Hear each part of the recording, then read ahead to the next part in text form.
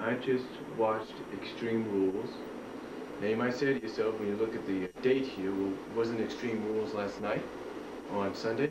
Yes, it was. It was on Sunday, but I actually watched it through a different, let's just say I have a friend that connects me with things when it comes to these pay-per-views. Well, not a friend, but, you know, a friend that is a part of a site that has these pay-per-views on there. And I know that's not supposed to be, you know, I know some people are saying that's, you know, not right, that's illegal, you're not supposed to do that. But no one has shut this site down since. I know certain wrestling promotions like WWE are trying to shut these sites down. I understand that. So, but anyway, like I said, you know, this site had it, so I was able to download it and watch it on television and record it. So, and practically that's what I've been getting some of my pay-per-views lately. So, to be honest. But anyway, getting back to what I was talking about, Extreme Rules. I have to say it was a good pay-per-view overall. The Fatal 4-Way, definitely a good opener. I know that the reason they had Kofi Kingston retain the title is because he just won it. So it wouldn't make any sense if he was to win it. I know they've done it a couple of times with other champions in the past, but I think Kofi Kingston right now is so over with the fans that by, excuse me for a second. Let me get out the championships I'm talking about.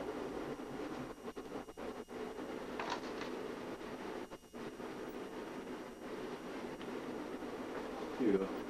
But by allowing him to retain this U.S. title, it kind of gives it a little bit more prestige because, like I say, he's so over, and it wouldn't make sense for him to lose it all of a sudden. I mean, I know he's eventually going to lose it to somebody. My guess is probably Matt Hardy or William Regal, whoever they decide to push. But overall, good opener, definitely solid opener, worth it.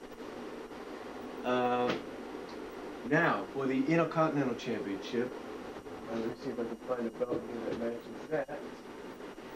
And apparently I don't. So we're going to take one of the tag titles and think of it as the Intercontinental Championship. And very good match. You know, Jericho and Mysterio, they know how to work with each other. I mean, they did it back in WCW and I think a little bit in ECW. So they know how to work with each other. Good match. I don't know if it made any sense for Jericho to be a 9-time world champion, but I guess they're trying to put some prestige back into it because you can't really go around and say that there's somebody else that's held the title that many times. I think they're trying to put prestige back into it by saying, hey, look, this one guy that has been world champion, WWE champion, undisputed champion, tag champion, and a cruiserweight champion, basically has done it all in both WCW and WWE, is now wearing the Intercontinental title for the 9th time. Excuse me. For the 9th time, and basically what that for the 9th time. And you know, let's face facts. How many times did he win the cruiserweight title and the television titles in WCW? Not that many times. How many opportunities was he given at the U.S. title? Not much. How many opportunities at the world title? Not much. So by allowing him to be a 9-time world champion, it kind of lets the people that used to run that company know that, hey, here we take one of your guys, and he's already suddenly done it all here in this business. So what do you got to say about that? And he's won our secondary title, our most prestigious title originally, which is the Intercontinental title, 9 times. Not many people have done that. So whether how you feel about it or not, like it or not, I think that's what they're trying to do. You know, not just with Ray, but I think they're trying to do it with Jericho by having him be the champion 9 times. 9 times in his career, so that at least they could say this title is so prestigious that we've had one guy, that very few people have won it multiple times, but there's only one guy, and I bet they'll say this when he goes to the Hall of Fame someday. This one guy made the Intercontinental title, you know, a household name when he won it 9 times in a row. Historic. But I like how they're going with this. I like it and I don't like it. I mean, I like how they're trying to push the fact that Ray may lose the mask. I mean, I don't know if someone's finally decided that, hey, you know, he's had the mask long enough and he was marketable before when he was in WCW without it. maybe he'll be marketable now. Honestly, I don't think so, so we don't know. But I do got a feeling that come the Bash, we might have a mask versus title match. So that's what I see happening. But overall, it's a good match. The ECW Championship Match. Well, how can I represent the ECW title?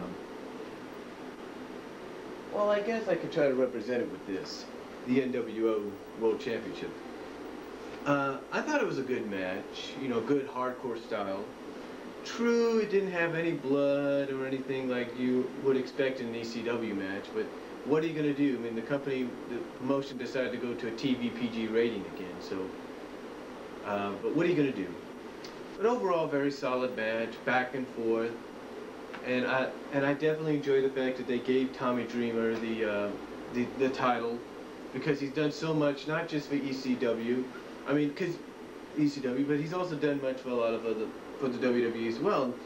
And also because, you know, with the exception, and also due to the fact that he's the only original ECW guy left on that company, left in that brand ever since it got revamped and reborn, if you will, back in 2006. I mean, all the other guys who were part of it, they're now gone.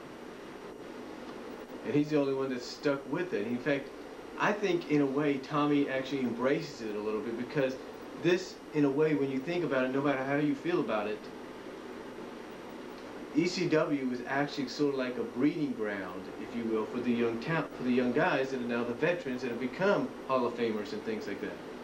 When we think about it, and Tommy Dreamer has stuck through all of that, original and revamped. So I think it was definitely a good, you know, idea to put the title on him. Whether he stays with the company or not, which it looks like he will now that he's champion, I don't know.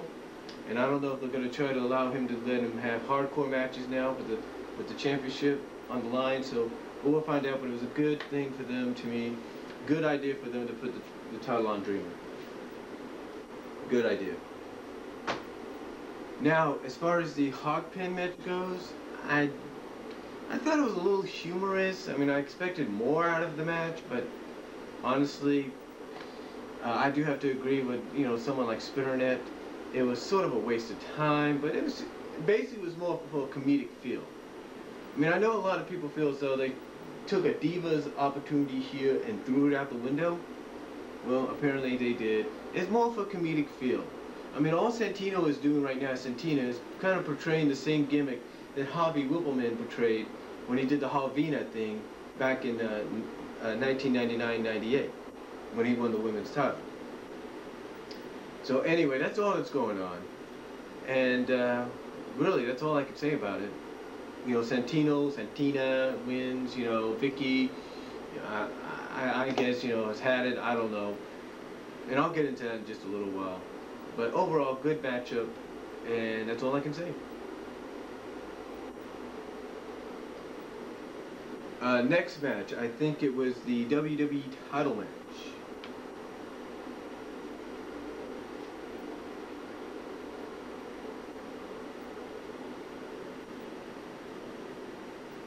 The WWE title match between Batista and Randy Orton. Now, we've been getting word that Batista had been injured, and that what happened tonight was to take him off for a while so he can get his surgery done and get healed and maybe come back in time for the Bash. I'm not really sure, and I don't know if they're going to have him vacate the title because of that.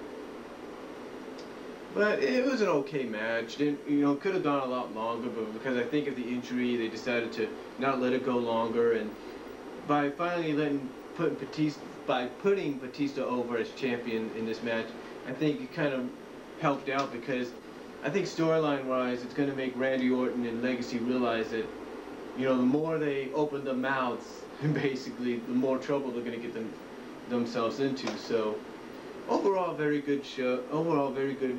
You know, it was an okay match, good matchup. Batista winning the title. So he's like so now he joins that collective group of, I don't know how many people that have won the world title and the WWE title. So, overall good matchup. Batista winning the WWE title for the first time. It was, I think it was alright putting him over, so we'll find out where they go from here, but okay match. Batista, new World Heavyweight Champ. I mean, new WWE Champ. As far as the submission match goes, I have to say that that was an okay match. You know, could have been a lot better. I mean, Big Show can work, there's no doubt about it, but it could have been a lot better, more believable. But what WWE is doing is they're building John Cena up as the next Hulk Hogan, so that's why he can defy the odds. But overall, it was a decent match, not too good, but decent. John Cena does win by making Big Show tap out to a modified STF. And then the ladder match was the last match of the night for the world title.